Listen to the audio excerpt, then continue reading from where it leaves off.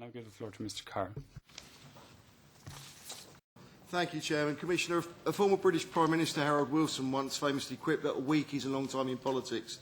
Last week during the plenary, we all heard President Juncker's State of the Union speech, which received rapturous applause throughout the EU institutions about the moral obligations of the European Union.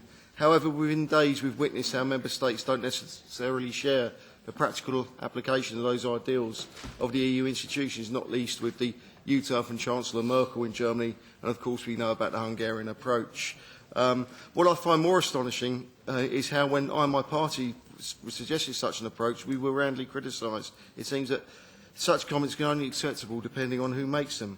We've just been reminded about the 1956 refugee crisis that followed the earlier revolution in Hungary. My own grandmother took in Hungarian families, so I'm very aware of the obligations to supporting refugees. So please don't think that the EU institutions have the moral high ground over asylum. Indeed, my own grandfather was a refugee. The 26th of September marks the end of the Hajj in Mecca. Commissioner, could I remind you that Saudi Arabia has a permanent air-conditioned city which accommodates 3 million people annually? I don't need to elaborate on the uniqueness of this resource, which could assist refugees in such a manner, and accordingly I'd like to know whether you've investigated this as an option in the course of your wider discussions with outside actors. Yesterday, the British Prime Minister visited Lebanon and was told by a Lebanese minister about his belief that frightening up to 2% of Syrian refugees could possibly be IS fighters. If he's correct, that really is frightening.